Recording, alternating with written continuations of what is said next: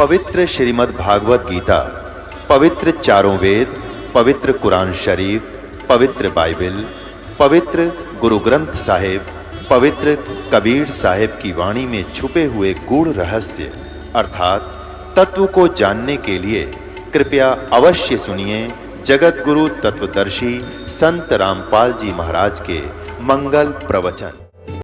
वो सात संग ब्रह्मांड जो अक्षर पुरुष के हैं, ये सभी पृथ्वी तत्व से पृथ्वी वाले लोक कहे जाते हैं। और ऊपर के जो सतलोक, अलखलोक, अगम लोक हैं, वो अविनाशी लोक है। ये नासवान स्थल हैं सारे। तो यहां देखिएगा, दिवऊ दिवऊ माने दो, इमऊ माने इस पृथ्वी वाले लोकों में, पुरुषों माने पुरुष, लोके माने लोक में, सर चाहे अक्षर, सर पुरुष, इस पुरुष को हम यहां दोनों के साथ लगा सकते हैं। सर पुरुष और अक्षर पुरुष, इस लोक में ये दो प्रकार के भगवान हैं। इसी प्रकार इनके अंतर्गत जितने भी प्राणी हैं उनके शरीर नासवान हैं और जीवात्मा अविनाशी कही जाती है। वो किसी की भी नहीं मरती, के देखी भी ना मरती। अब यहां आपने पढ़ लिया इनका अनुवाद, अब यहां पढ़ते हैं। 17वें श्लोक में कहा कि उत्तम पुरुष है तू अन्य। उत्तम पुरुष यानी पुरुषोत्तम श्रेष्ठ भगवान तो इन दोनों से, दो प्रकार के पुरुष, इन दोनों से, सर पुरुष और अक्षर पुरुष से उत्तम पुरुष है तू अन्य है। वो श्रेष्ठ भगवान तो अन्य है। और परमात्मा इति उदाहरत है, जिसको परमात्मा कहा जाता है। और ये लोक धर्म अविश्य विभर्ति अव्यय ईश्वर है, जो तीनों लोकों में प्रवेश करके सबका धारण पोषण करता है, वो अविनाशी परमेश्वर है। इनका अनुवाद पढ़ते, उत्तम पुरुष तो अन्य ही है। किनसे? इस सर पुरुष से और अक्षर पुरुष से, दोनों प्रकार के पुरुषों से अन्य ही है, जो तीनों लोकों में प्रवेश करके सबका धारण पोषण करता है। अविनाशी परमेश्वर परमात्मा इस प्रकार कहा गया है। अब इससे क्या सिद्ध हो गया? तीन पुरुष हैं, एक सर पुरुष, एक अक्षर पुरुष और एक इससे, इन दोनों से अन्य। वो परम अक्षर पुरुष कहो, उसे परम अक्षर ब्रह्म कहो, ये भी कंसेप्ट क्लियर करते हैं। अपनात्मा 7वें अध्याय के 29वें श्लोक में, अध्याय नंबर 7 श्रीमद् भगवत गीता और 7वां अध्याय, और इसके श्लोक नंबर यहां से देखिएगा 29। यहां इसमें लिखा है कि जरा मरण मोक्षाय माम आश्रित यतंती ये ते ब्रह्म तत्विदु कृष्णम अध्यात्म कर्म च अखिलम। इसका अर्थ ये है कि माम आश्रित, गीता ज्ञानदाता कहता है, मेरे ज्ञान को आश्रय करके जो जरा और मरण से छूटने के लिए, मोक्ष माने मोक्ष के लिए, जरा माने वृद्धावस्था, मरण माने मृत्यु से मुक्ति पाने के लिए जो ये तंत्र कर रहे हैं, ते वे ब्रह्म तत्विदु, ब्रह्म तत्विदु, ब्रह्म तत्व विदु, विदु माने जानते हैं, तत्ब्रह्म को, कृष्णम अध्यात्म, सारे अध्यात्म, और कर्म च अखिलम, और संपूर्ण कर्मों से वे परिचित हैं, विदु हैं, जानने वाले हैं। इनका अनुवाद पढ़ते हैं। जो मेरे शरण होकर, जरा माने वृद्ध अवस्था, इन्होंने गोलमोल कर दिया। जरा माने वृद्ध अवस्था और मरण माने मृत्यु से छूटने के लिए जो यत्न करते हैं, वे व्यक्ति, वे साधक तत्व ब्रह्म, ये तत्व ब्रह्म, उस ब्रह्म को, तत्व ब्रह्म, उस ब्रह्म को और संपूर्ण अध्यात्म को तथा संपूर्ण कर्मों को जानते हैं। आज सुबह के सत्संग में भी आपको यही दोहराया गया था कि जो व्यक्ति उस तत्व ब्रह्म से परिचित हो गए और सारे अध्यात्म से, ज्ञान से, कंप्लीट स्पिरिचुअल नॉलेज से और सभी कर्मों से परिचित हो गए कि भाई आज हम किसी की आत्मा दुखाते हैं या किसी से चोरी करके कोई ठगी करके अपना कोई पैसा इकट्ठा करते हैं तो वो हमें भोगना पड़ेगा, उसका जो प्रतिफल है, और देना पड़ेगा उसको किसी अन्य रूप में, कोई कुत्ता गधा बनकर उसका भार ढोकर रखवाली करके, बैल बनकर, खच्चर बनकर, या किसी अन्य कारणों से वो वापस देना पड़ेगा। तो तब वो व्यक्ति केवल जरा और मरण से छूटने का प्रयत्न वही करते हैं जो तत्ब्रह्म से परिचित हैं, सारे अध्यात्म से, सभी कर्मों से परिचित है। 8वें अध्याय के प्रथम श्लोक में ही अर्जुन ने पूछा, ये अष्टमो, यहां तो हमने 29वां पढ़ लिया और यहां सामने ही 8वां अध्याय है। इसके प्रथम मंत्र में अर्जुन ने पूछा, किम तत्ब्रह्म, पुरुषोत्तम, हे पुरुषोत्तम वह ब्रह्म क्या है, तत्ब्रह्म क्या है, तत्ब्रह्म किम, वह ब्रह्म क्या है, तत्ब्रह्म क्या है। इसका उत्तर इस गीता ज्ञानदाता ने इस 8वें अध्याय के ही 8वें अध्याय के और ये मंत्र नंबर 3 में कहा है। वो परम अक्षर ब्रह्म है, परम अक्षरम ब्रह्मम परमम, परम अक्षर ब्रह्म है। तो गीता अध्याय नंबर 15 के श्लोक नंबर 17 में जो कहा है वो परम अक्षर ब्रह्म कहो, उसे परम अक्षर पुरुष कहो। उत्तम पुरुष है तू अन्य परमात्मा इति उदाहरते, यह लोक चरम आविश्य विभर्ति अवैश्वर है। वो उत्तम पुरुष है तू अन्य, वो सरपुरुष और अक्षर पुरुष से अन्य जो है वो परम अक्षर पुरुष है, गीता ज्ञानदाता से अन्य है।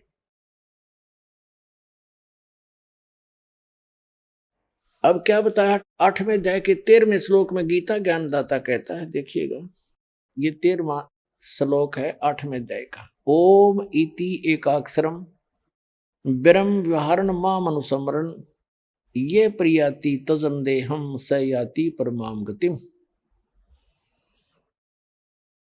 माम ब्रह्म, मुझ ब्रह्म का, ओम इति एकाक्षरम, ओम यह एक अक्षर है और उच्चारण करके सिमरण करता हुआ, ये प्रियाति तजंदेहम जो शरीर छोड़कर जाते समय तक शरीर छोड़कर जाता है, इसका ओम नाम का सिमरण करता हुआ, सयाति परमाम गतिम, वह है ओम से मिलने वाली परम गति को प्राप्त होता है।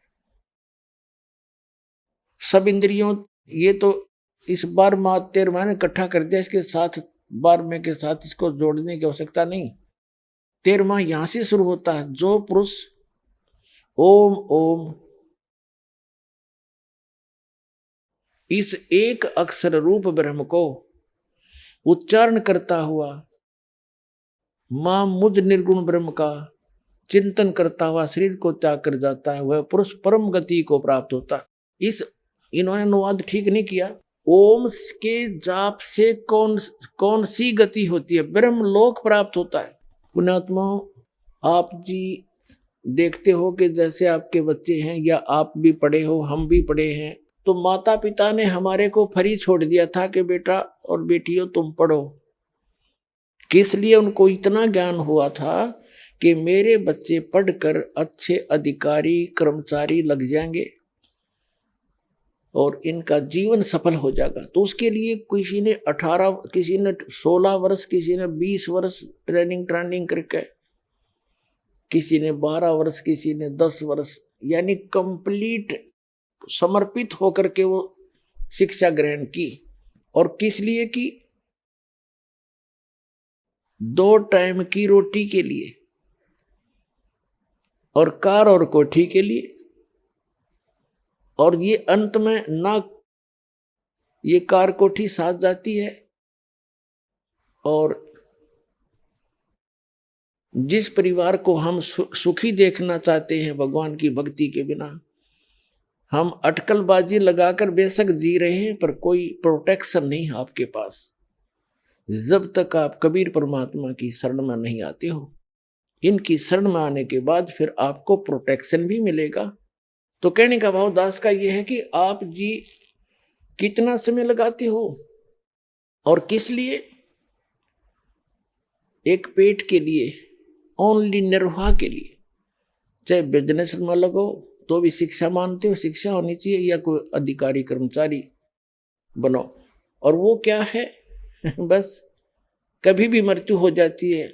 एक व्यक्ति इकलौता पुत्र उसका, और उसने उसको बहुत अच्छा पढ़ाया, उसने HCS में सिलेक्ट हो गया, SDM लग गया, विवाह की तैयारी थी, 27 साल का लड़का था, विवाह के 10 दिन रह रहे थे, अपनी ही कार में आ रहा था, एक जोटा बुग्गी से टकरा गया और एट द स्पॉट ही मर गया, खत्म हो गया।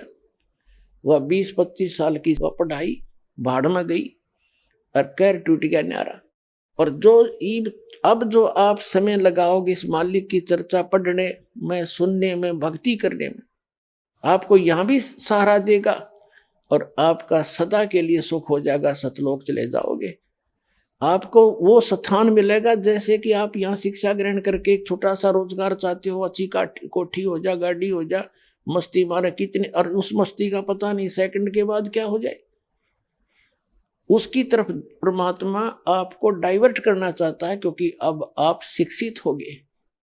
हमारे सदग्रंथ हमारे पास है। अब जो निर्णय करने दास जा रहा है, भावदास का कहने का यह है कि आप जी इसमें समय बढ़ाओ भगवान की तरफ, और इसके साथ आपके अन्य काम भी सफल होंगे, आपकी शिक्षा भी सफल होगी, आपकी रोजी रोटी का काम भी, कार्य भी जो है वो परमात्मा ही सफल करेगा। अब देखो, राजा भी जब अपने कर्तव्य से, अपने प्रयत्न से थक जाता है तो परमात्मा से अरदास करने जाता कहीं ना कहीं, और वो परमात्मा आपके साथ रहेगा तो 2 रोटी का तो झगड़ा आपका कति खत्म हो जाएगा। आपको जबरदस्ती देगा और पता नहीं कित का दे देगा, पर आपने थोड़ा सा समय भगवान की तरफ लगाना पड़ेगा। अब जो आपको कंसेप्ट क्लियर करना जा रहा है कि गीता अध्याय नंबर 8 के श्लोक नंबर 13 में कहा है, ओम इति एकाक्षरम ब्रह्म व्यवहारण माम अनुसमरण ये परियाति तजन देहं स याति परमाम गतिम। मुझ ब्रह्म का एक ओम अक्षर है, उच्चारण करके सिमरण करता हुआ ये परियाति तजन देहम, जो शरीर त्याग कर जाता है, स याति परमाम गतिम, वो ओम से मिलने वाली परम गति को प्राप्त होता है। इसमें ओम अक्षर ही है। तो अब श्रीमद् देवी भागवत यानी देवी पुराण में देवी कंसेप्ट क्लियर करेगी, हिमालय राजा को ज्ञान देते हुए, ब्रह्म का स्वरूप बताते हुए कैसे निर्णय दे रही है। सुनिएगा, पढ़िएगा। ये है श्रीमद् देवी भागवत गीता प्रेस गोरखपुर से प्रकाशित है।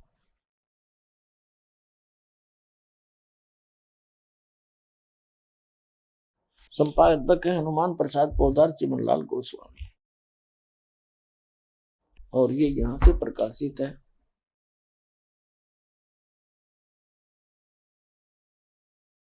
अब हम इसके 562 पृष्ठ पर आते हैं। ये 7वां स्कंद है।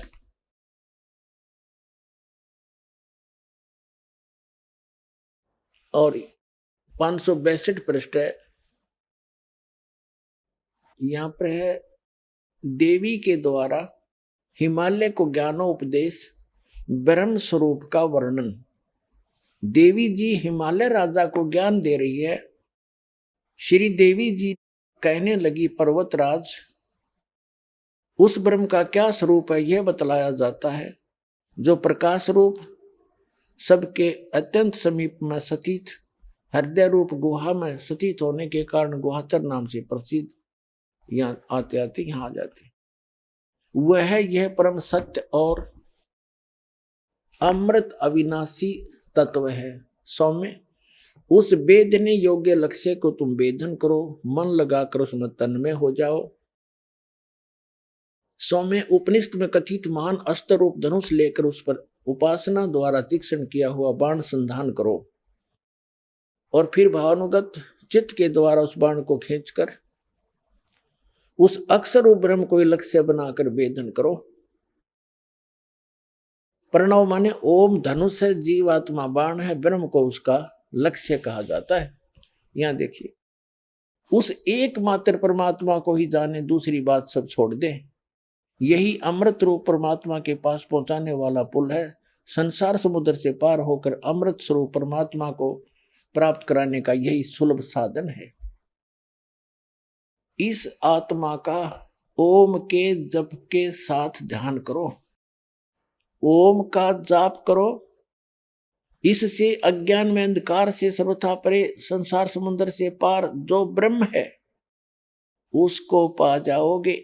ओम का जाप करने से ब्रह्म की प्राप्ति होती है, क्योंकि ये ब्रह्म का मंत्र है। तुम्हारा कल्याण हो, वो कहाँ रहता है? यह वह यह सबका आत्मा ब्रह्म ब्रह्मलोक रूप दिव्य आकाश में स्थित है।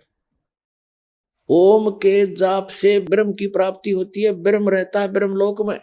अब ये सिद्ध हो गया कि जैसे गीता अध्याय नंबर 8 के श्लोक नंबर 13 में जो ये कहा है कि ओम इति एकाक्षरम ब्रह्म विहारण माम अनुस्मरण, इससे स्पष्ट हो गया कि मुझ ब्रह्म का ओम यह एक अक्षर है, नथिंग एल्स, और इसके अतिरिक्त कुछ नहीं है। और व्यवहारण अनुस्मरण उच्चारण करके सिमरन करता हुआ ये प्रियाति तजन दे हम सयाति परमाम गतिम। ये देखिएगा। अब हम आगे श्रीमद् भगवद गीता अध्याय 8 के श्लोक नंबर 13 में ओम इति एकाक्षरम ब्रह्म व्यवहारण मानुस्मरण माम ब्रह्म मुझ ब्रह्म का ओम इति एक अक्षर, ओम यह एक ओम अक्षर है। और व्यवहारण माने उच्चारण करके, अनुस्मरण माने सिमरन करता हुआ, ये प्रियाति तजन दे हम जो शरीर त्याग कर जाता है सयाति परमाम गतिम। ये अंडरस्टूड है कि ओम से मिलने वाली जो परम गति है वो प्राप्त होगी, और वो आपके समक्ष हो ही गया। श्रीमद् देवी भागवत में श्री देवी जी ने हिमालय को बता ही दिया। ओम नाम का जाप करो, ब्रह्म को पाने का उद्देश्य रखो, उससे पा जाओगे, वो ब्रह्मलोक में रहता है। अब देखो गीता अध्याय नंबर 8 के श्लोक नंबर 16 में देखिएगा। श्रीमद् भगवद गीता अध्याय नंबर 8 के श्लोक नंबर 16 में हे अर्जुन, ब्रह्मलोक पर्यंत सब लोग पुनरावृत्ति में हैं। अब पुनरावृत्ति का इन्होंने विश्लेषण भी किया है, ये स्टार लगा रखा है, इसका यहाँ विश्लेषण किया है। अर्थात जिनको प्राप्त होकर पीछे संसार में आना पड़े ऐसे, यानी ब्रह्मलोक में गए हुए व्यक्ति भी, साधक भी पुनः लौटकर पृथ्वी पर आते हैं, वो स्थायी स्थान नहीं है। इन्होंने आगे थोड़ी सी गड़बड़ी कर रखी है, देखिएगा इसी में 16वें श्लोक में। हे अर्जुन, ब्रह्मलोक पर्यंत सब लोग पुनरावृत्ति में हैं, परंतु हे कुंती पुत्र, मुझको प्राप्त होकर पुनर्जन्म नहीं होता। अब ये बात इन अनुवादकर्ताओं ने गलती की है। यदि इसको सत्य माने,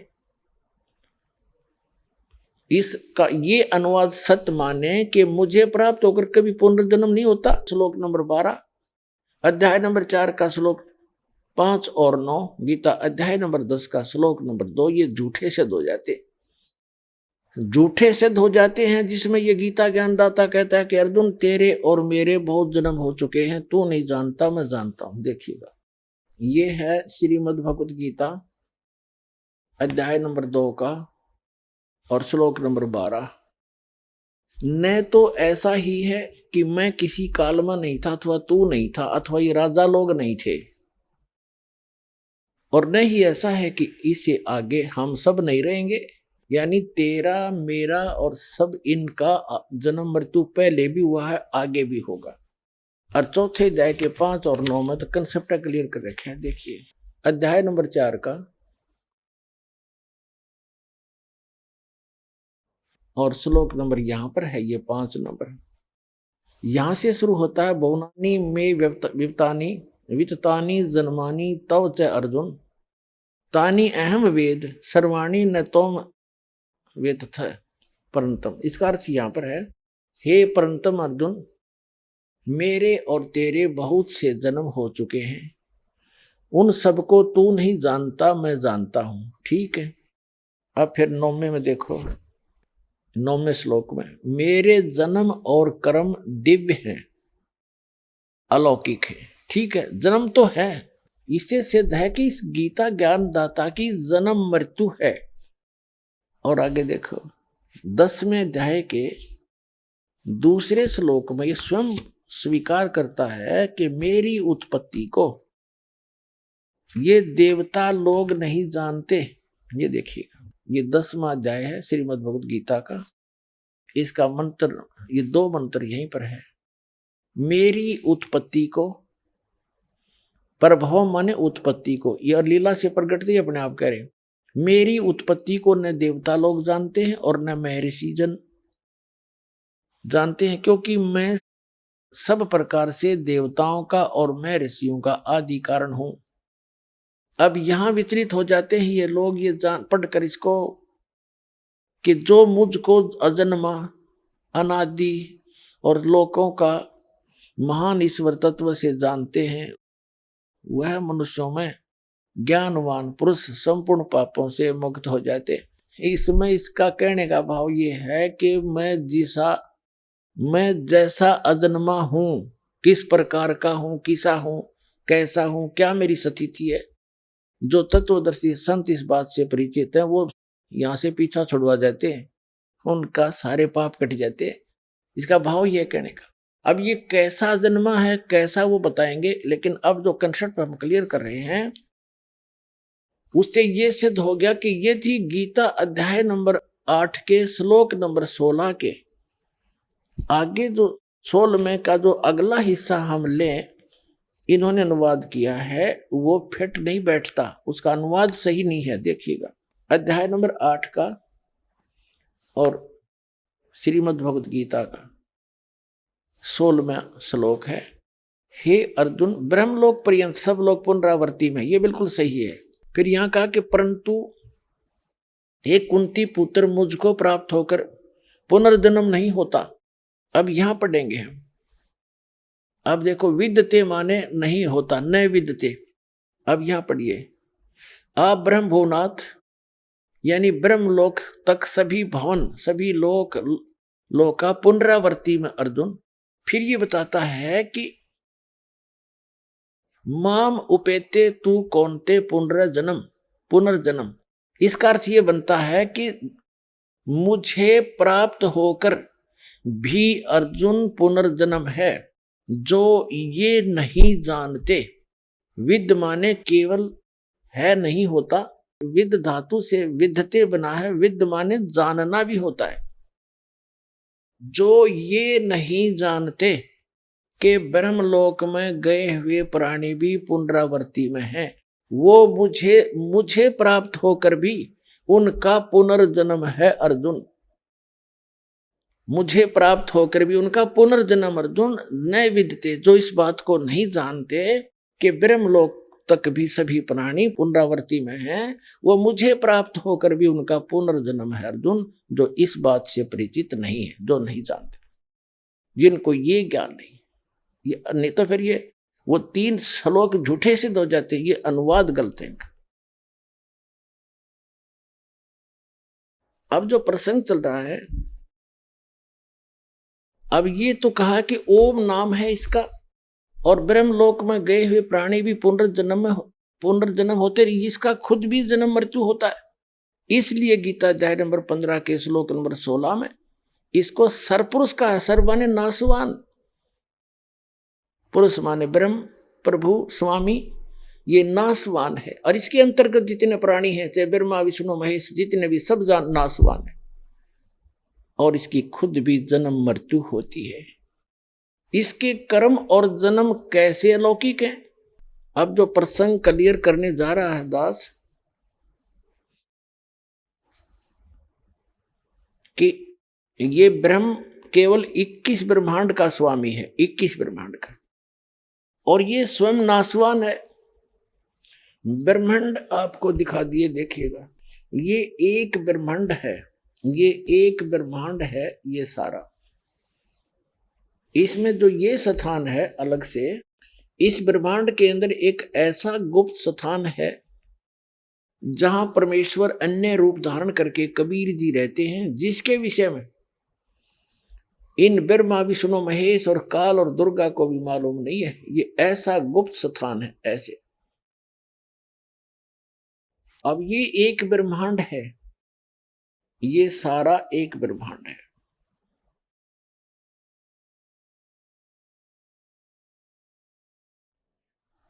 ये एक ब्रह्मांड है। ऐसे ऐसे इस काल भगवान के 21 ब्रह्मांड है, सरपुरुष के, ज्योत निरंजन के। ये जो पूरा ब्रह्मांड आपने देखा, अब ये समझो एक गेंद है ये, और इसे ऐसे ऐसे 5 ब्रह्मांडों का इसने एक ग्रुप बनाकर महाब्रह्मांड बना रखे, और ऐसे ऐसे 4 महाब्रह्मांडों में 20 ब्रह्मांड रोक रखे हैं। इसकी अतिरिक्त 21वां जो ब्रह्मांड है उसने यहां बनाया अलग से। ये वैसे समझाने के लिए, लिखने के लिए स्थान लेना पड़ा, नहीं तो ये इसी आकार के आयु समझो, सारा ही ऐसा आकार इसका। और यहां एक तपतशिला है, ये 11वां द्वार है, ये 11वां द्वार है जो 21 ब्रह्मांड से पार कराएगा, जो परब्रह्म के लोक में पहुंचती है। ये भी एक भंवर गुफा, ऐसे गोल आकार के हैं, ये आगे जाते हैं। ये काल का निज लोक है, यहाँ स्वयं रहता है, इस रास्ते को रोके बैठा है, यहाँ विराजमान रहता है, ये अन्य रूप धारण करके। और ये तपतशिला जहाँ 1 लाख मानव शरीरधारी प्राणियों को पुण्य भून कर खाता है। अब ये इतना क्षेत्र है सरपुरुष का, ये इतना क्षेत्र है केवल सरपुरुष का, 21 ब्रह्मांड है। और ये देखिएगा, ये है कंप्लीट चित्र सारे ब्रह्मांडों का, ये है कंप्लीट चित्र सर्व ब्रह्मांडों का, ये देखिएगा।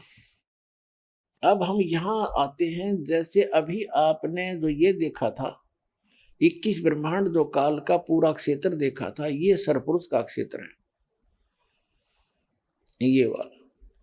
और ये अक्षर पुरुष का है, ये इससे बाहर ये वाला। ये 7 शंख ब्रह्मांड हैं, ऐसे ऐसे 7 शंख ब्रह्मांड है। ये इतना क्षेत्र है, इतना।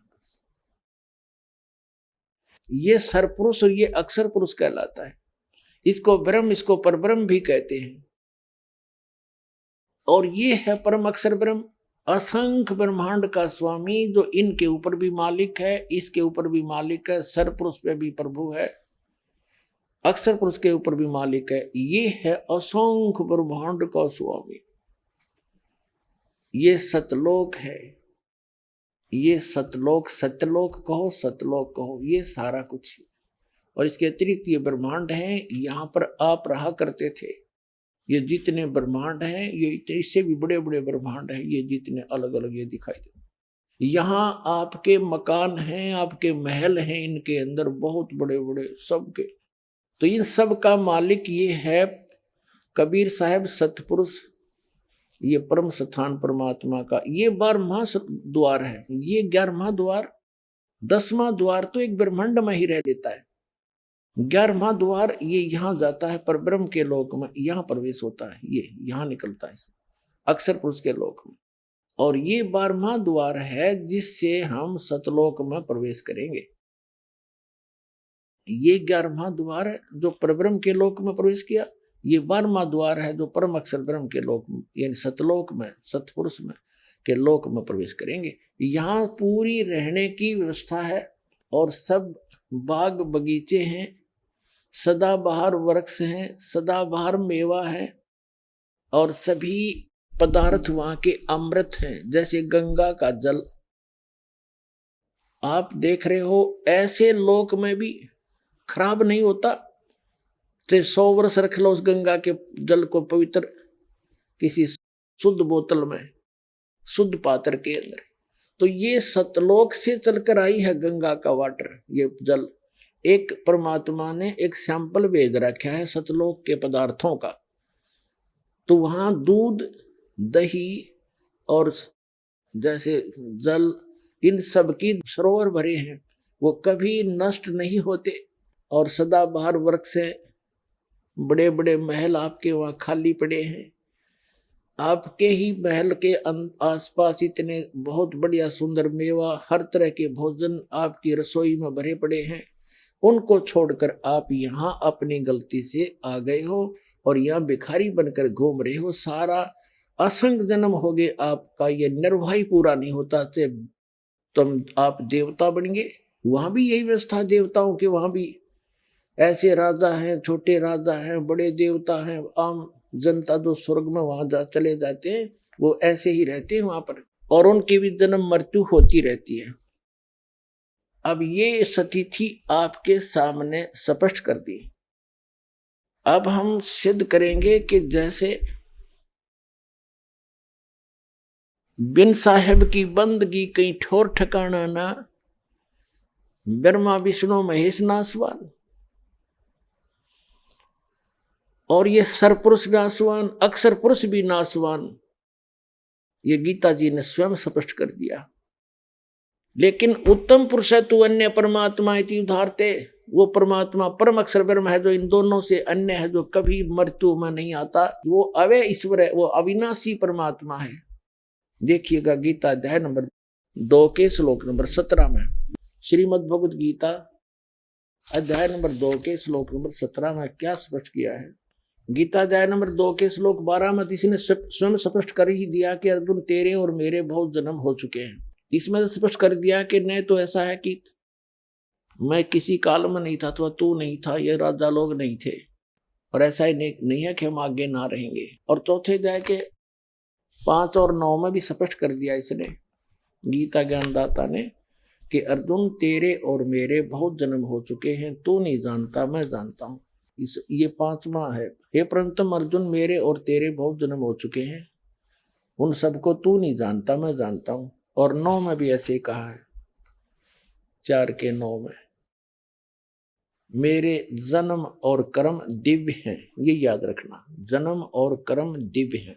अध्याय नंबर 2 के श्लोक नंबर 17 में किसी अन्य परमात्मा के विषय में कहा है, श्रीमद् भगवत गीता के, इसमें कहा है कि अब नाश रहित तो उसको जान जिससे ये संपूर्ण जगत व्याप्त है, इस अविनाशी का विनाश करने में कोई भी समर्थ नहीं है।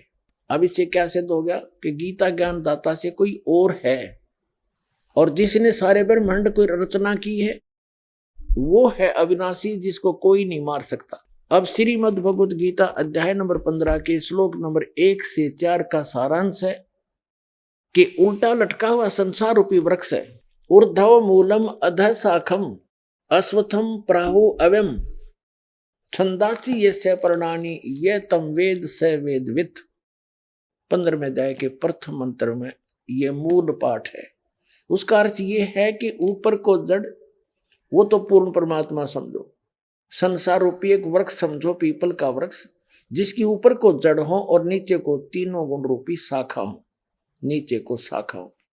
और जो संत इसके सभी छंद, सभी विभागों को अलग अलग भिन्न भिन्न बता देगा, सवेदवित्। ये देखिएगा, ये पूरा संसार रूपी वृक्ष समझो। ऊर्ध्व मूलम अधः शाखम, गीता ज्ञानदाता ने केवल इतना संकेत दिया है, ऊर्ध्व मूलम अधः शाखम अश्वत्थम प्राहु अव्यम। अश्वत्थम माने ये पीपल का वृक्ष जानो, एक संसार रूपी वृक्ष जिसकी ऊपर को जड़ है और नीचे को तीनों शाखा है।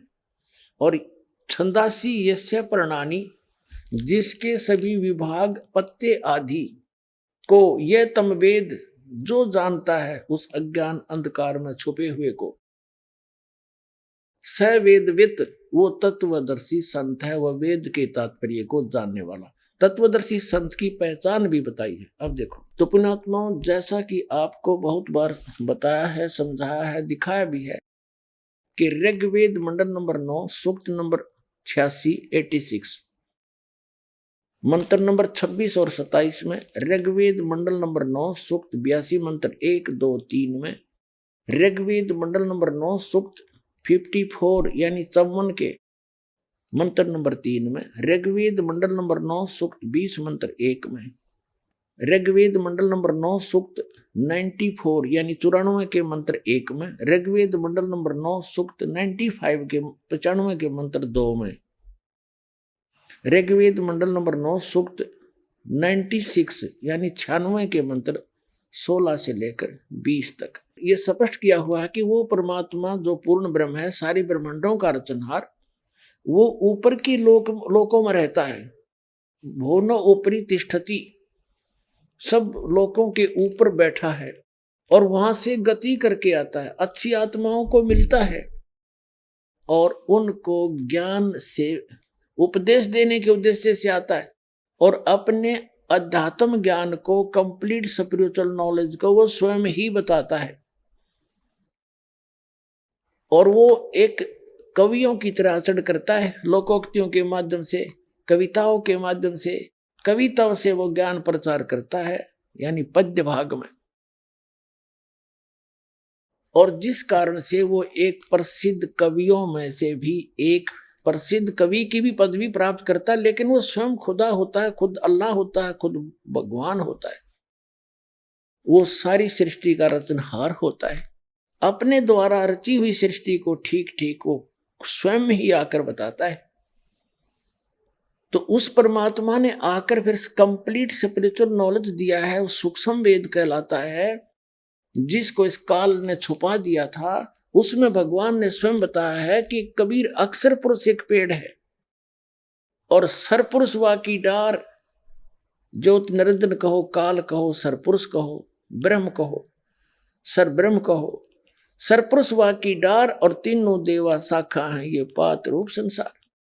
उस परमेश्वर ने ये अध्यात्म ज्ञान, ये तत्व ज्ञान स्वयं बताया और वो एक तत्वदर्शी संत की भूमिका भी करते हैं, एक अच्छे दास की भूमिका भी करके हमें दिखा के जाते हैं, भाई यहाँ के इस झूठे यश की, इस झूठी महिमा के लालच में अपना जीवन नाश मत करना, लोक लाज से बचकर रहना। जैसे कोई कितना ही अच्छा राजनेता हुआ है या कोई अच्छा कोई राजा हुआ है, उसने अच्छे नेक काम किए, क्योंकि अच्छे आदमी का स्वभाव अच्छा ही होता है, वो पूर्व जन्म के संस्कार होते हैं, पूर्व जन्म के संस्कारों से वो राजा बनता है या कोई अच्छा राजनेता बनता है, धर्म नेता बन जाता है। और आगे सतभक्ति ना करने से वो स्वयं तो कौवा बन गया और पीछे से उसके द्वारा किए गए विकास के कार्यों के कारण उसकी एक स्टैच्यू बना दी, मूर्ति बना दी। एक वर्ष में एक दिन उसका पानी पात मार के धो धा के धूप धाप दे के माला डाला वो उसकी पार्टी वाले, और वो कौवा बन के उसी के ऊपर बैठ के माथे में बीट करने लग रहा ब्रह्मा ने। तो ये बताया है, मन तू सुखे सागर बसरे और ना ऐसा यसरे। उस सतलोक में चल भाई, इससे बढ़िया तेरा और कोई यश नहीं, कोई महिमा नहीं, यहाँ की फोकट महिमा है। आज राजा है, कल गधा बन जाएगा, बता के महिमा हुई यहाँ की।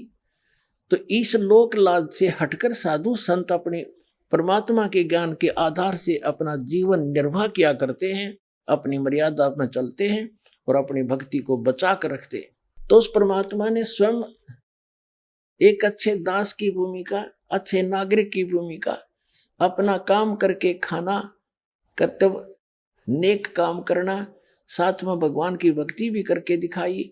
और भगवान तो वो थे ही थे, सारे ब्रह्मांड चला रहे थे बनारस में बैठकर। तो उन्होंने बताया है कि अक्षर पुरुष एक पेड़ है, सरपुरुष वा की डार और तीनों देवा शाखा है ये पांच रूप संसार। अब जड़ कौन है, वो इस दास को भेजा है, वो मूल बताने के लिए। एक मूल कौन है ये देखिए, ये ऊर्ध्व मूलम अधः शाखम। ऊर्ध्व माने ऊपर को, मूल माने जड़ और नीचे को शाखा वाला। ये गीता ज्ञान दाता ने सिर्फ इतना बताया है। और छंदासी यस्य प्रणानी, जिसके ये छंद माने विभाग, जड़, तना, डार, ये शाखा और पत्ते, इन सब को जो बतावेगा स वेदवित। ये देखिए श्रीमद् भगवत गीता अध्याय नंबर 15 का श्लोक नंबर 1 में देखिएगा। ये अथ पंथ 10वां अध्याय 15वां। ऊर्ध्व मूलम अधः शाखम अश्वत्थम प्राहु अव्यम छंदासी यस्य प्रणानी ये तम वेद स वेदविद। इनका अनुवाद पढ़ो, कितना अड़ंगा है इसमें। ऊर्ध्व मूलम, आदि पुरुष परमेश्वर मूल वाले, ये बिल्कुल सही कहा है इन्होंने। ये वैसे इसका अर्थ है ऊपर को जड़ वाला। इन्होंने कहा कि आदि पुरुष परमेश्वर ये मूल है, जड़ है। और इन्होंने क्या कहा, आदि पुरुष नारायण वासुदेव भगवान ही नित्य और अनंत और सबके आधार होने के कारण सबसे ऊपर नित्य धाम में सगुण से वास करने के कारण ऊर्ध्व नाम से वो कहे गए हैं। इस तरह के भैया ये कृष्ण के बांध रहे थे सारा सेरा। ये है आदि पुरुष परमेश्वर, ये बिल्कुल ठीक है। ये आदि पुरुष परमेश्वर कौन है? ये श्री कृष्ण नहीं है, यहां भूल लग रही थी इनको। ये श्री कृष्ण जी को मान रहे थे कि ये आदि पुरुष परमेश्वर है, नहीं, यहां गलती लगी हुई थी, पूरे विश्व के लगी हुई थी। ऊर्ध्व मूलम ऊपर को जड़ वाला और अध शाखम, यह भी गलत कर रखा है उन्होंने। ब्रह्मा रूप मुख्य शाखा वाले अध शाखम, ये गलत कर रखा है। देखो श्लोक नंबर 2 में इसी 15वें अध्याय के, इसमें 2 बार अध शब्द है, अध, और इनका इन्होंने अनुवाद सही किया जहां ये विचलित नहीं हुए। अध माने नीचे, अध माने नीचे, बिल्कुल ठीक है।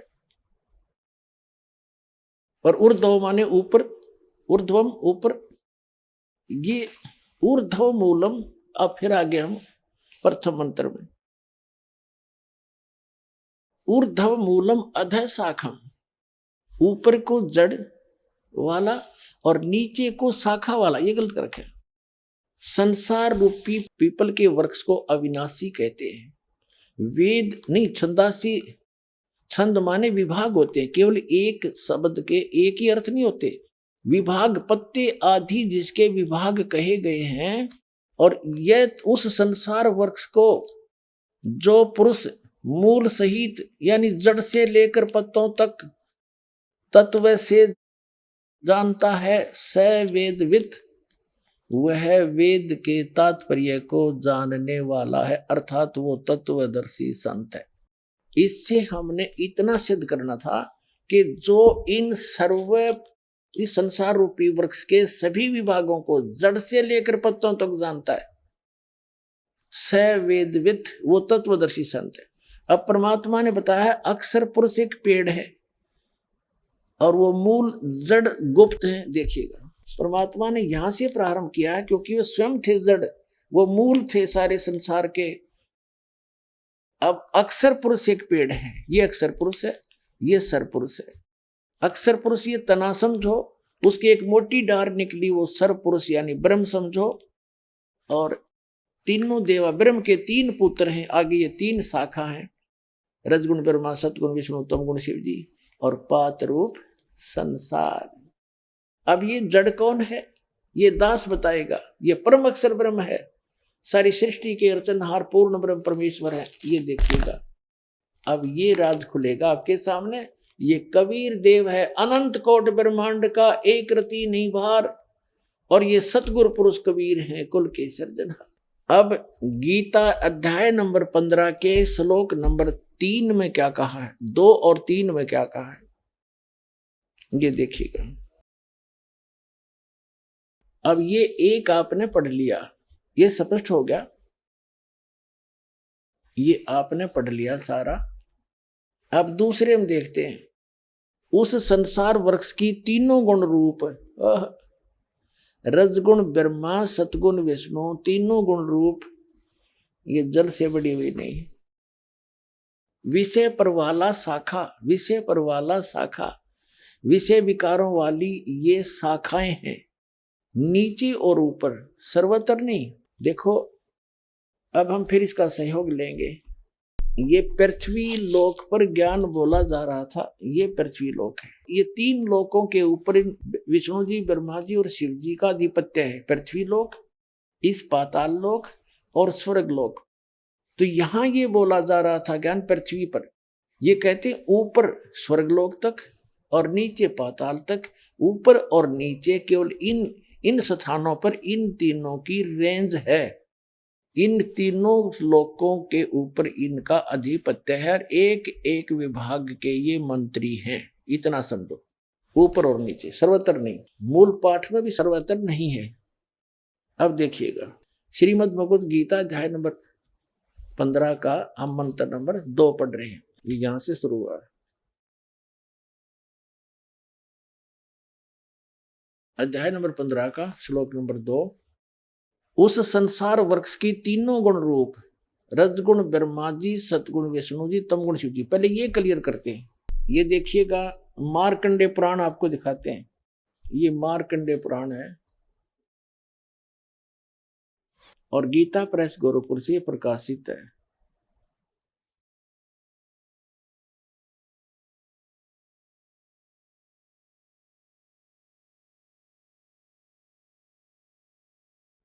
ये गीता प्रेस गोरखपुर से प्रकाशित है। ये यहाँ का इनका चित्र है।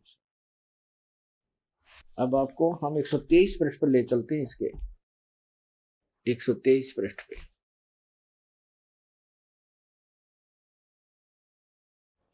संक्षिप्त मार्कंडे पुराण, या मार्कंडे जी बोल रहे हैं। मार्कंडे जी बोले, मुने, ये सब कुछ बताते बताते इसके सामने आ जाते हैं। यहाँ इस तरह स्वयंभू परमात्मा की 3 अवस्थाएं होती हैं। रजोगुण प्रधान ब्रह्मा, तमोगुण प्रधान रुद्र, सत्व प्रधान विश्वपालक विष्णु है। यही 3 देवता हैं और यही 3 गुण हैं।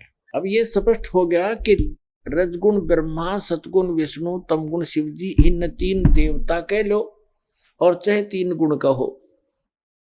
इससे बढ़िया कंसेप्ट जो मार्कंडेय पुराण में है शायद ही कहीं होगा। एक और दिखाते, यह है श्रीमद् देवी भागवत यानी देवी पुराण हिंदी टीका सहित। ये खेमरा श्री कृष्ण दास प्रकाशन मुंबई से प्रकाशित है। अथ देवी भागवतम सभाष्टीकम समात्यम, खेमरा श्री कृष्ण दास प्रकाशन मुंबई 4। यहां इसका सारा कुछ लिखा हुआ है। इधर बस इतना ही दिखाएंगे, इसमें आप देख सकते हैं। अब इसके हम यहां पहुंचते हैं 3रे स्कंद में। अथ श्री देवी भागवते भाषा टीका युक्ते 3य स्कंद प्रारंभते, 3रा स्कंद प्रारंभ हो गया। अब इसके हम यहां आते हैं। यह है पृष्ठ नंबर 11 और भाषा टीका 3य स्कंद अध्याय 5 में। यहाँ 8वां श्लोक है। भगवान शंकर के अपनी माता दुर्गा की महिमा सुनाते हैं। हे माता, यदि हमारे ऊपर सदा आप दया युक्त हो तो हमको तमोगुण में किस प्रकार प्रदान किया, और ब्रह्मा रजोगुण और हरि यानी विष्णु को सतोगुण क्यों युक्त किए। अब ये बीच में संस्कृत आ जाती। अब हम संस्कृत पढ़ेंगे। ये 7वां श्लोक समाप्त हुआ, 8वां प्रारंभ होता है। यदि दया धर्मना न सदा बिके कथम अहम विहित च तमोगुण, मुझे तमोगुण क्यों बना दिया। कमल जय, कमल से उत्पन्न होने वाले ब्रह्मा जी को रजोगुण संभाव, रजोगुण क्यों उत्पन्न किया। और सुविहित है कि मुँह सतोगुण हरि, और विष्णु जी को सतोगुण क्यों उत्पन्न कर दिया, क्यों बना दिया आपने। इति सिद्धम रजोगुण ब्रह्मा, सतगुण विष्णु, तमगुण शिव जी। फाइनल हो गया। अब हम फिर आते हैं श्रीमद् भगवद गीता अध्याय नंबर 15 के श्लोक नंबर 2 पर। अध्याय नंबर 15 श्रीमद् भगवद गीता और अध्याय नंबर 15 का श्लोक 2। उस संसार वृक्ष की, इस पर हमने पढ़ दिया, ऊपर को जड़ वाला, नीचे को शाखा वाला। ये पीपल का वृक्ष है, आदि पुरुष परमेश्वर। तो यहां बताया कि जो अब गीता ज्ञान दाता ने ऊपर को जड़, नीचे को तीनों गुण रूपी शाखा, बस इतना बताया। उसके उस बाकी शेष जानकारी के लिए उसने स्पष्ट कर दिया कि जो सारे विभागों को बताएगा वो तत्वदर्शी संत है। चौथे अध्याय के 32वें श्लोक में गीता ज्ञानदाता कहता है कि अर्जुन, उस परमेश्वर ने, उस परम अक्षर ब्रह्म ने, सच्चिदानंद घन ब्रह्म ने स्वयं आकर के अपने मुख कमल से जो ज्ञान दिया है, यज्ञों की जानकारी जो दी है, यज्ञ माने धार्मिक अनुष्ठान, वो विस्तार के साथ कही है। उसमें वो तत्व ज्ञान है। चौथे अध्याय के 34 श्लोक में कहा कि उस तत्व ज्ञान को तू तत्वदर्शी संतों से जाकर समझ, यानी गीता ज्ञानदाता उस तत्व ज्ञान से परिचित नहीं है। और उनको दंडवत प्रणाम करने से, कपट छोड़कर नम्रता पूर्वक प्रश्न करने से वो तत्वदर्शी संत तुझे उस तत्व ज्ञान का उपदेश करेंगे। अब उस तत्वदर्शी संत की पहचान बताइए 15वें अध्याय के प्रथम मंत्र में, कि जो ऊपर को जड़ और नीचे को शाखा वाला, जो एक संसार रूपी पीपल का वृक्ष अविनाशी कहा गया है, जो इसके सभी छंद सभी विभागों पत्तों सहित जानता है, सवेदवित, वो तत्वदर्शी संत है। आइए अब हम उन श्रद्धालुओं के अनुभव जानते हैं जो जगत गुरु तत्वदर्शी संत रामपाल जी महाराज जी से दीक्षा प्राप्त कर चुके हैं तथा उनके द्वारा बताए गए भक्ति मार्ग पर चल रहे हैं। बहन जी नमस्कार। नमस्कार। क्या नाम है आपका? मंजीत कौर। कहाँ से आए आप? पटियाले से। संत रामपाल जी महाराज से कब जुड़े आप? हम 2013 में। संत रामपाल जी महाराज से नाम दीक्षा लेने से पहले आप क्या भक्ति साधना करते थे? हम जो पितृ पूजा होती है सब कुछ करते थी, जैसे हमारे सारे कुछ करते थे। हम संतोषी माँ का व्रत भी मैं रखती थी, कोई लाभ नहीं मिला।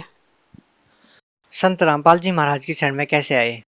संत रामपाल की शरण में ऐसे आए टीवी के माध्यम से। जैसे मैं टीवी देखती थी ना, तो मेरा घर वाला भी देखता थी, हम भी। उसके बाद मेरी बेटी ना चैनल चेंज कर देती थी, ठीक ठाक थी। तो उसके बाद मेरा घर वाला बीमार हो गया, फिर मेरे घर आखिरी स्टेज आ गई, कैंसर हो गई। टीवी किसी ने नहीं देखा हैगा। वो तो बाद फिर ना कोई दस रहा थी मेरे घर, तो बाद में टीवी वही चैनल देखना मैंने देखना, तो मेरे कुड़ी की आखिरी स्टेज आ गई। मेरे घर का भोग भी नहीं पिया सी। मेरी कुड़ी कहती मम्मी रोटी नहीं अगे लंघदी हैगी। तो फिर मेरी कुड़ी आपदी भाभी ने घरे लग गई जान, तो ਉਹੀ चैनल मैंने देखना जिमें गुरु जी दसते नहीं हैगे भी ਉਹ ਰਾਜੇ ने ਉਹ जन्म लिया। पहला ਉਹ जन्म लिया, मैंने अच्छी बात लगती थी। ਅਸੀਂ ਪਹਿਲਾਂ ਸਰਸਿਆਂ ਦੇ ਭਗਤ ਸੀ। ਪਹਿਲਾਂ 18-17 ਸਾਲ मैंने खोई ने ਉੱਥੇ। ਉਹ ਤੋਂ ਬਾਅਦ ਕੀ ਬਣਿਆ, ਜਦੋਂ ਦਿੰਦੇ ਨੇ ਇੰਟਰਵਿਊ ਆਪਣੇ ਭਗਤ ਦਿੰਦੇ ਨੇ, ਮੈਂ ਦੇਖ ਰਹੀ ਸੀ। ਕਿਸੇ ਨੇ ਦੱਸਿਆ ਵੀ ਸਾਡੇ ਮੇਰੇ ਘਰ ਦਾ ਕੈਂਸਰ ਸੀ, ਵੀ ਉੱਥੋਂ ਠੀਕ ਹੋਇਆ। ਮੈਂ ਦੇਖ ਰਹੀ ਸੀ ਇਕੱਲੀ। ਫਿਰ ਮੈਂ ਮੱਥੇ ਦੇ ਹੱਥ ਮਾਰਿਆ ਵੀ ਆਪਾਂ ਮੇਰੀ ਕੁੜੀ ਨੂੰ ਕਿਹਾ ਤੇਰਾ ਡੈਡੀ ਨੂੰ ਖੋ ਬੈਠੇ ਆਪਾਂ, ਵੀ ਆਪਾਂ ਨੇ ਪਹਿਲਾਂ ਚੈਨਲ ਨਹੀਂ ਦੇਖਿਆ। मेरी कुड़ी तो क्या बेटा तेने भी ये सत्संग देखना, अपन ने समा नहीं कमाना, मतलब तेरी भी आखिरी स्टेट आई हुई। डॉक्टर ने जवाब देता। फिर मेरी कुड़ी कहती ठीक है मम्मी। असी देखा, असी फोन नंबर करे, असी कहा असी नाम लेना चाहुंदे जी मां। वो कहते जदों मर्जी आओ तुसी नाम ले सकदे बरवाला आश्रम। असी गए, पहली गल बड़ा हरा बैग ले लिया, मैं सब कुछ ले लिया। मैंने तेल बहुत चढ़दा सीगा, तेल की प्रॉब्लम बहुत ज़्यादा सी। ਉਹ ਤੋਂ ਬਾਅਦ ਅਸੀਂ ਸਟੇਸ਼ਨ 'ਤੇ ਗਏ। ਉਹ ਕਹਿੰਦੇ ਵੀ 2 ਵਜੇ ਟ੍ਰੇਨ ਤੁਹਾਨੂੰ ਮਿਲੂਗੀ। ਮੈਂ ਕਿਹਾ ਮਾਵਾਂ ਧੀਆਂ ਹੈਗੇ, ਐਵੇਂ ਡਰ ਲੱਗਦਾ ਹੈ। ਫਿਰ ਮੈਂ ਕੁੜੀ ਨੂੰ ਕਹਿੰਦੀ ਵੀ ਤੁਹਾਡਾ ਇਹੀ ਸਿਆਪਾ ਹੈ ਵੀ ਮੈਨੂੰ ਫਿਰ ਉਹੀ ਤੇਲ ਚੜੂਗਾ, ਮੈਂ ਨਹੀਂ ਜਾਂਦੀ ਹੈਗੀ ਮਾਂ। ਫਿਰ ਮੈਂ ਉੱਧਰੋਂ ਕਰਦੀ ਆ ਰਹੀ ਬੱਸ ਸਟੇਸ਼ਨ ਕਾਨੀ ਤੋਂ, ਵੀ ਇਹ ਜੋ ਵੀ ਤੂੰ ਗੁਰੂਗਰ ਹੈਗਾ ਵੀ ਮੇਰਾ ਪਹਿਲਾਂ ਇਹ ਤੇਲ ਹਟਾ ਦੇ ਮਾਂ। ਅਸੀਂ ਆਈਆਂ ਗਈਆਂ, ਅਸੀਂ ਸ਼ਾਮ ਨੂੰ 5 ਵਜੇ ਵਾਪਸ ਆ ਗਏ ਨਾਮ ਲੈ ਕੇ। ਮੈਨੂੰ ਤੇਲ ਨਹੀਂ ਚੜਿਆ, ਮਤਲਬ ਪਹਿਲਾਂ ਮੈਨੂੰ ਇਹ ਲਾਭ ਮਿਲਿਆ ਬਹੁਤ ਜ਼ਿਆਦਾ। ਫਿਰ ਉਹ ਤੋਂ ਬਾਅਦ ਸਾਡੇ ਪੈਸੇ ਨਹੀਂ ਹੈਗੇ ਤੇ ਮੇਰੇ ਲੋਕ ਥੋੜੇ ਪੈਸੇ ਸੀ, 1500 ਰੁਪਇਆ। ਸਾਡਾ ਬਿੱਲ ਵੀ ਆਉਣਾ ਸੀ ਚੌਥੇ ਮਹੀਨੇ 'ਚ। ਮੈਂ ਮੇਰੀ ਕੁੜੀ ਨੂੰ ਕਹਿ ਰਹੀ ਹਾਂ ਕਹਿੰਦੇ ਵਿੰਦਰ ਬਿੱਲ ਵੀ ਨਾ ਆ ਜੇ ਤੇ ਆਪਣਾ ਕਨੈਕਸ਼ਨ ਕੱਟਿਆ ਜਾਊਗਾ। ਸਾਡਾ ਬਿੱਲ ਆਉਂਦਾ ਹੈ 3-4 ਹਜ਼ਾਰ ਰੁਪਇਆ ਮਹੀਨੇ 'ਚ, 2 ਮਹੀਨਿਆਂ ਦਾ ਮਤਲਬ। ਉਹ ਤੋਂ ਬਾਅਦ ਸਾਡਾ 1500 ਰੁਪਇਆ ਭਗਤ ਜੀ ਬਿੱਲ ਆਇਆ। 1500 ਰੁਪਇਆ ਬਿੱਲ ਨਹੀਂ ਆਇਆ, 50 ਰੁਪਏ ਬਿੱਲ ਦੇ ਆਏ।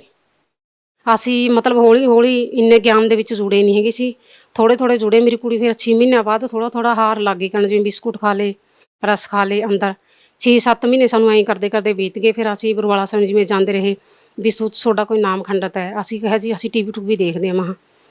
ਉਹ ਕਹਿੰਦੇ ਟੀਵੀ ਟੂਵੀ ਨਹੀਂ ਦੇਖਣਾ, ਇੱਕ ਜੋਤ ਲਗਾਤਾਰ ਲਾਣੀ ਹੈ। ਮੈਂ ਠੀਕ ਹੈ ਜੀ।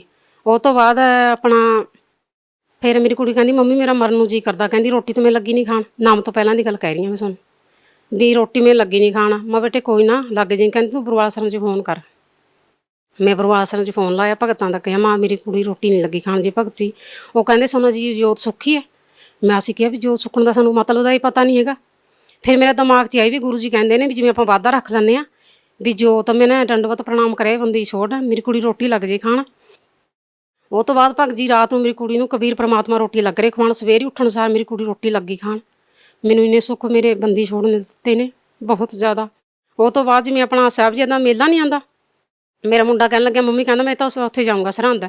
ਮੈਂ ਕਿਹਾ ਬੇਟਾ ਸਰਹੰਦ ਵਾਸਤੇ ਤੈਨੂੰ ਪੈਸੇ ਨਹੀਂ ਦਿੰਦੀ ਮੈਂ, ਜੇ ਤੈਨੂੰ ਜਾਣਾ ਬਰਵਾਲਾ ਆਸ਼ਰਮ ਘੁੰਮ ਕੇ ਆ ਜਾ, ਪਰ ਉੱਥੇ ਵਾਸਤੇ ਪੈਸੇ ਨਹੀਂ ਦਿੰਦੀ।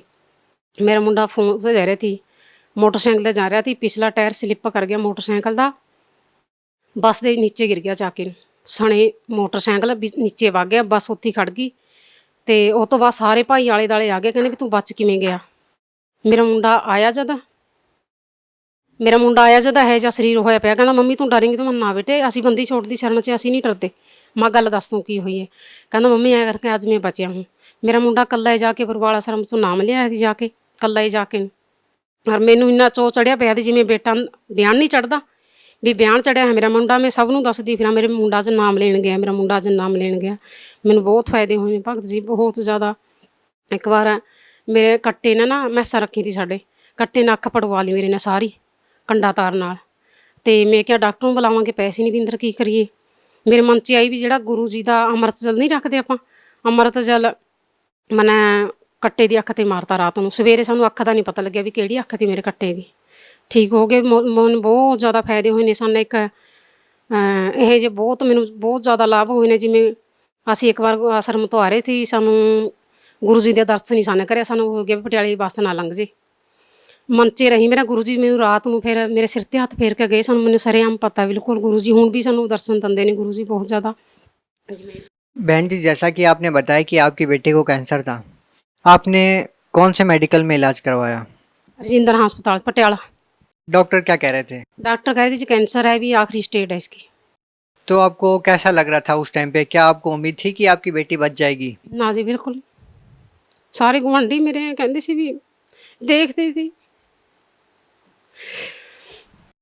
आज उन लोगों के क्या विचार हैं जिन्होंने देखा कि आपकी बेटे को कैंसर था और संत रामपाल जी महाराज से नाम दीक्षा लेने के बाद आज वो ठीक है, तो अब उन लोगों के क्या विचार हैं? वो लोग तो कुछ नहीं कहते, वो कहते भी थोड़ी बेटी बच गई, बहुत वधिया, अच्छा बात है। सारे देखते, मेरे गुआढ़ी नहीं पता है भी मैं हूँ कुड़ी मेरी नूं बच्चा होने वाला। खुद मेरा घर वाला मेरी कुड़ी के गर्भ 'ਚ ही आ रहा, क्योंकि मैंने मेरा घर वाला सुपने 'ਚ देखा भी ਉਹਦਾ ਬੱਚਾ ਬਣ ਗਿਆ, ਮੇਰੀ ਗੋਦੀ 'ਚ ਆ ਗਿਆ।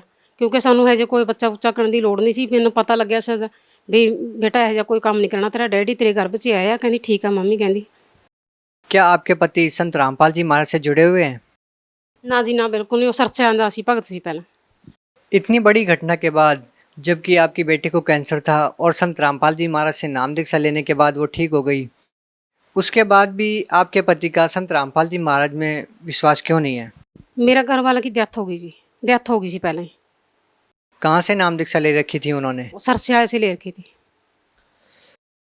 आपके पति ने संत गुरमीत राम रहीम सिंह से नाम दीक्षा ले रखी थी, आपने संत रामपाल जी महाराज जी से नाम दीक्षा ले रखी है। आपको दोनों संतों में क्या भिन्नता मिलती है? मैंने ऐसे लगी जी जैसे मेरी कुड़ी, मैंने भी नाम उत्थे पहला ले रखा थी सरसैया का। 18-17 साल मैंने खोए ने। मेरी सस मर गई भुखी तड़प के, उन्हें भी नाम ले रखा। मेरी जठानी मर गई भुखी तड़प के, मेरे घर वाले दी वारी आ गई। फिर मेरी कुड़ी दी वारी आ गई। फिर मैं सोचा भी जद भगत यह जा गुरु केड़ा होगा भी उहदे चेले भुखे तड़प तड़प के मरनगे। फिर मैं उस तो बाद उरे गई सी। बहन जी, जैसा कि आपने बताया कि पहले आपने डेरा सच्चा सौदा सिरसा से नाम ले रखा था। कहा जाता है कि गुरु नहीं बदलना चाहिए, गुरु बदलना पाप है। अब आपने संत रामपाल जी महाराज जी को गुरु बना लिया है, पहले आपने डेरा सच्चा सौदा से नाम ले रखा था, तो क्या गुरु बदलना पाप नहीं होता क्या? नहीं, बिल्कुल नहीं होता। कहते एक डॉक्टर तो इलाज नहीं होता, 100 बदलना चाहिए। जब तक गुरु मिले ना साचा, जब तक गुरु करो 10 पाँचा। बहन जी, क्या आपको लगता है कि संत रामपाल जी महाराज जी को गुरु बनाने के बाद आपको किसी और संत को गुरु बनाने की आवश्यकता नहीं पड़ेगी?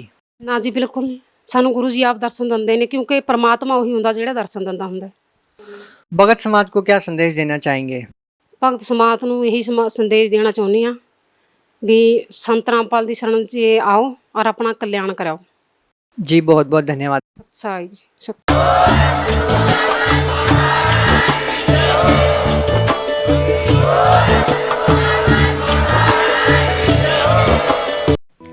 आप सुन रहे थे जगत गुरु तत्वदर्शी संत रामपाल जी महाराज के मंगल प्रवचन। अधिक जानकारी के लिए संपर्क करें